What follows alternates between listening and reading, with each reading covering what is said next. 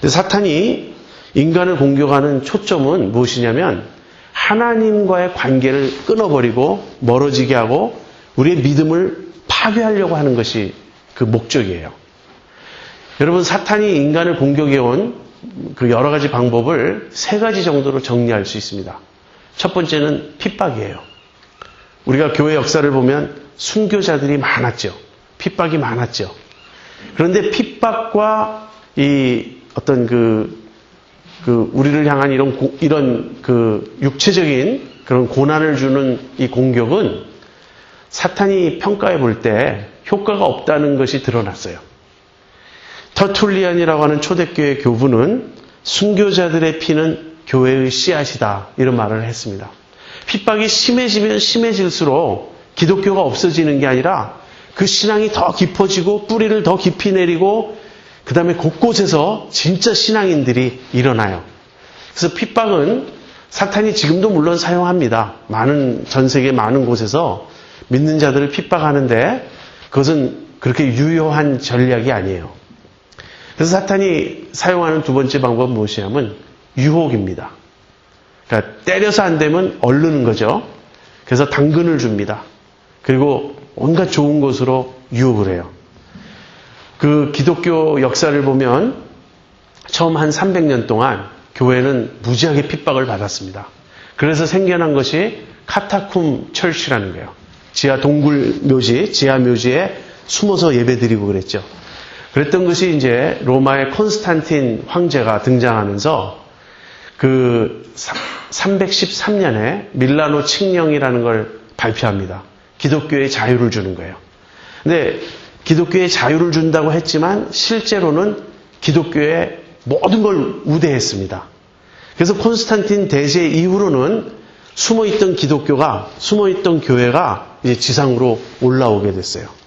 그리고 그때 교회의 지도자들은 그 전까지는 항상 순교의 위험 앞에서 전전긍긍했었는데 이제부터는 부와 명예와 지위를 다 누릴 수 있게 되었어요. 그래서 지하 동굴 교회들이, 지하 묘지 교회들이 올라와서 웅장한 성전을 건축하기 시작하고요. 그 다음에는 기독교에 속하지 않으면 출세할 수 없는 그런 시대가 열렸습니다. 황제가 기독교인이 되니까 로마 군대 군인들은 단체로 그냥 다 세례받았어요. 믿는지 안 믿는지 중요하지 않아요. 그냥 무조건 다 세례받고 다 공식적으로 다 크리스찬이 되는 것입니다. 이 두 번째 시기가 유혹의 시대예요. 교회가 세속적으로 아주 급속하게 타락하기 시작했습니다. 그래서 생겨난 운동이 수도원 운동이에요. 그런 교회의 타락, 세상과 이렇게 짝짓고 세상을 따라가고 하는 이런 모습에 염증을 느낀 그런 지도자들이 사막으로, 광야로 이렇게 외딴 곳으로 가서 거기서 세상과의 관계를 끊고 기도에 전념하기 위해서 일으킨 운동이 수도원 운동이었습니다. 이 두 가지가 지금도 사탄이 번갈아 가면서 사용하는 전략입니다. 핍박 아니면 유혹. 지금 현대 미국에서 사는 우리들에게는 핍박은 거의 없죠. 우리는 유혹입니다. 너무나 세속적인 그런 물결이 교회 안에까지 마구 들어와 있죠. 근데 세 번째 전략이 있습니다. 이 세 번째 전략이 제일 무서운 거예요. 무엇이죠? 세 번째 전략은 핍박도 유혹도 아니고요. 이것은 미혹입니다. 속이는 거예요. 속이는 건 어떻게 속이냐면 이 복음을 왜곡하는 겁니다. 신앙을 물타기 하고 우리가 믿는 믿음의 내용을 이렇게 변질시키는 거예요. 여러분, 이것이 왜 제일 위험한 사탄의 공격이라고 제가 말씀드리냐면 핍박은 열심히 믿고자 하는 자들을 더 굳세게 만들어요. 그래서 바른 신앙을 추구하고 싶어하는 사람들을 더 강건하게 만드는 것이 핍박이고 이 열심히 믿고자 하는 사람들은 유혹에 잘 넘어가지 않습니다. 수도원으로 가던 아니면 기도에 힘쓰던 어떻게 하던 이 유혹이 다가올 때 경계하고 깨어있으려고 그래요. 그래서 열심히 믿고자 하는 사람들은 핍박도 유혹도 능히 견뎌내요.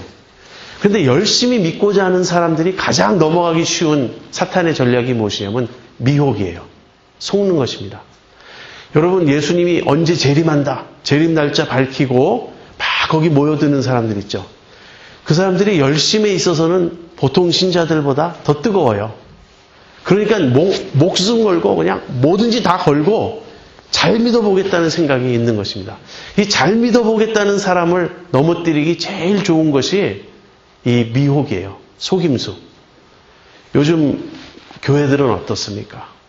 저는 사실 교회들을 바라볼 때 마음에 큰 염려가 있어요. 복음이 너무너무 왜곡됐어요. 이제 뒤에 가서 또 나오겠지만 기복주의. 예수 믿으면 세상에서 성공하고 복받고 잘 살 수 있다는 이런 사고방식.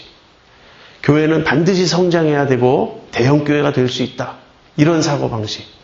예수 믿는 우리들은 세상에서 머리가 되고 꼬리가 되지 말아야 된다. 그래서 정계든 재계든 학계든 어떤 곳이든지 우리가 나아가서 우리가 세력을 장악해야 되고 우리가 힘을 얻어야 되고 우리가 주도해야 되고 이런 승리주의. 이것이 우리 교회 안에 너무 깊숙이 들어와 있고 만연해 있습니다. 그러나 이것은 복음이 아닙니다. 십자가의 길이 아니고 바른 복음이 아니에요. 지금 사탄이 하나님께 대해 도전한 내용을 생각해 보세요. 하나님께서 복 주지 않으면 아무도 하나님 경외할 사람이 없습니다. 이 사고방식이 바로 우리에게 들어와 있다는 거예요. 많은 사람들이 이런 사고방식을 가지고 있습니다. 그래서 사람들은 하나님이 마치 우리에게 빚진 것처럼 생각하고 있습니다. 우리가 전도할 때 제일 어려운 점이 무엇이죠?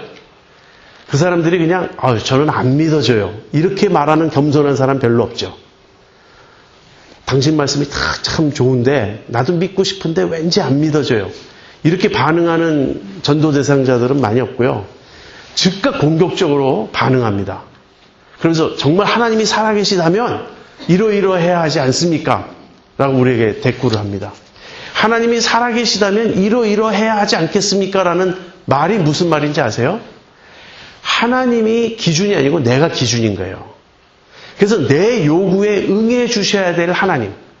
하나님이 정말 살아계시다면 왜 쓰나미가 일어납니까? 왜 히틀러와 아우슈비츠가 있습니까? 하나님이 살아계시다면 날 때부터 이렇게 그 어떤 병을 안고 태어나는 이런 아이들, 이런 억울한 사람들이 왜 있습니까? 하나님이 정말 살아계시다면 지옥이 있을 수 있습니까? 어떻게 사랑의 하나님이 인간을 지옥에 보낼 수 있습니까? 믿지 않는다고. 이렇게 하나님에 대해서 자기들의 생각을 기준으로 삼아 하나님이 내 생각의 틀에 맞추어야 한다. 하나님은 이러이러해야 한다는 그 주장. 이 주장이 사탄적 사고방식이에요. 하나님을 왜곡하고 하나님을 오해하고 하나님을 그릇되게 생각하는 것이죠. 거기에 대해서 하나님이 요구하시는 것은 이것입니다. 하나님이 하나님이시기 때문에 경외하겠느냐. 하나님이 나에게 무엇을 베풀어 주시고 하나님이 내 요구를 들어주시고 하나님이 내 생각에 맞고 내가 기준이 되어서 하나님이 나에게 맞을 때 내가 하나님을 섬기겠다. 하나님 믿겠다. 그러면 나도 교회 나가주겠다. 이런 게 아니고 하나님이 하나님이시기 때문에 나는 그분을 경외하겠는가. 여러분, 이 사탄의 도전을 하나님이 들으셨을 때 하나님이 딜레마에 빠지셨습니다. 저는 제가 하나님의 입장에 있을 수는 없지만 잠시 두고 가정을 해본다면 사탄의 그 공격은, 그 도전은 하나님이 피하시기 어려워요. 그렇지 않습니까? 하나님께서 욥을 자랑하셨어요. 이렇게 진실되이 믿는 사람이 있다. 이 말은 사탄에 대한 꾸중일 거예요. 너는 나를 대적하고 너는 나에게 불순종하고 너는 나를 반역했지만 여기 욥이라는 인간을 봐라. 이처럼 순전하고 정직하여 하나님을 경외하고 악에서 떠난 사람이 없다. 그러자 그거 천만에요. 그거 오해입니다. 욥이 하나님을 뭐 중심에서부터 사랑하고 경외하는 줄 아십니까? 하나님 복 주셨으니까 그런 거예요. 이 말을 들으셨을 때 하나님이 피할 수가 없어요. 그래서 내기가 벌어진 겁니다. 하나님과 사탄 사이에 내기가 벌어졌어요. 이 내기에는 조건이 있어요. 무엇이죠? 하나님이 욥에게 귀뜸할 수 없다는 거예요. 하나님이 욥에게 귀뜸한다고 해보세요. 욥아, 지금 내가 사탄하고 이런 일이 벌어졌는데 네가 꾹 참고 끝까지 견뎌라. 너 나 오해하지 말고 섭섭해하지 말아라. 내가 잠시 눈을 가리는 것 같아도 그럴 만한 사정이 있다. 하나님이 이렇게 말씀하시면 반칙이죠. 그럼 누가 못합니까? 저도 그렇게 할 것 같아요. 제가 아무리 힘들어도 하나님이 속사정을 이야기하면서 내가 너에게 나의 명예를 걸고 있다. 네가 끝까지 지켜주면 정말 고맙겠다. 그러면 제가 하나님 불 속에라도 들어가서 제가 복음을 전하겠습니다. 그러지 않겠습니까? 근데 그건 반칙이에요. 하면 안 돼요. 하나님이 아무 말씀하실 수가 없어요. 그래서 하나님 침묵하시는 겁니다. 여기서 하나님이 말씀하시면 사탄에게 지는 거예요. 왜냐하면 하나님 미리 다 가르쳐주면 누가 하나님 경외하지 않습니까? 그렇게 또 딴지 걸고 나올 거 아니겠습니까? 하나님과 사탄 사이에 내기가 벌어졌어요.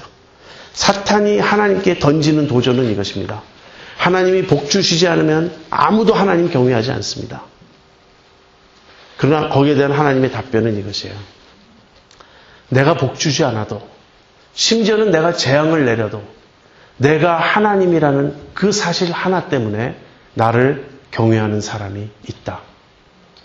저는 눈물겹다고 생각해요. 하나님이 당신의 명예를 우리 하찮은 인간에게 거시는 그 심정을 여러분 생각해 보셨습니까? 하나님이 하나님이시기 때문에 존중해야 되는 것 아닌가요? 하나님이 하나님이시기 때문에 경외하고 경배해야 하는 것 아닌가요? 만약에 그런 사람이 구름대처럼 많다면, 욥 한 사람이 아니고 너무나 많아서 사탄이 얼굴을 가리고 부끄러워서 아무 말도 할 수 없다면, 그런 어떤 통분한 마음이 여러분 속에 없습니까? 하나님이 하나님이시기 때문에 나는 누가 뭐라 그래도, 나에게 어떤 일이 닥쳐도 나는 그분을 경배하겠습니다. 하나님, 당신은 찬양을 받으시기에 합당하신 분입니다. 하나님 하나님이십니다. 우리가 아까 부른 찬송처럼 주님의 높고 위대하심을 내 영혼이 찬양하네, 그런 사람이 나오기를 하나님은 기다리셨어요. 욥이 그 대상이 된 것입니다. 여러분, 우리들의 고난 속에 지금 이와 똑같은 대화가 우리를 놓고 하나님과 사탄 사이에 오고 갔는지는 저는 알 수 없습니다. 그러나 넓게 보면 마찬가지예요. 우리에게 닥치는 모든 악은 하나님이 허락하셨지만 결국은 사탄이 가져다 주는 것입니다. 이 사탄이 가져다 주실 때 하나님이 우리에게 원하시는 것은 무엇이냐면, 그럼에도 불구하고 나의 선함을 믿어라. 그럼에도 불구하고 내가 너와 함께함을 믿어라. 그럼에도 불구하고 나는 너를 사랑함을 믿어라. 그 마음을 우리가 헤아릴 수 있어야 되겠습니다. 여러분, 이런 생각 해보셨습니까? 만일 욥이 실패했다면, 욥이 투 라운드 뛰어서 둘 다 이겼어요. 이기고 나서 욥이 조금 헤매긴 했는데, 어쨌든 욥이 처음에는 이런 고백을 합니다. 주신 자도 여호와시요 취하신 자도 여호와시니 여호와의 이름이 영광받을지어다. 얼마나 아름다운 신앙 고백입니까? 정말 이렇게 여러분 고백할 수 있습니까? 하나님이 주실 때는 너무 좋아요. 하나님이 취해 가시면 안 됩니다. 어느새 이게 내 것이 돼버렸어요. 하나님이 주신 건데 오리지널리 내 것이라고 생각하는 거예요. 이건 내 것이라고. 하나님을 어떻게 뺏어가십니까? 근데 욥은 이것은 하나님이 주셨습니다. 그냥 하나님 가져가실 수 있습니다. 그렇게 얘기했습니다. 이 신앙 단계는 너무나 고상하고 높은 단계이지만 그래도 이해할 수 있습니다. 왠지 알아요? 세상에도 그 말 있잖아요. 공수래 공수거. 그래서 믿지 않는 사람들도, 하나님 모르고 예수님 모르는 사람들도 물질에 대한 탐욕을 비우기 위해서 우리가 빈손으로 왔다 빈손으로 가는 인생이다, 그러면서 탐욕을 끊으려고 하는 태도가 있습니다. 두 번째는 달라요. 하나님께서 우리에게 복을 주셨으니 우리가 하나님께 재앙도 받아야 할 것이 아니겠는가? 여러분, 이 고백에 나아갈 수 있겠습니까?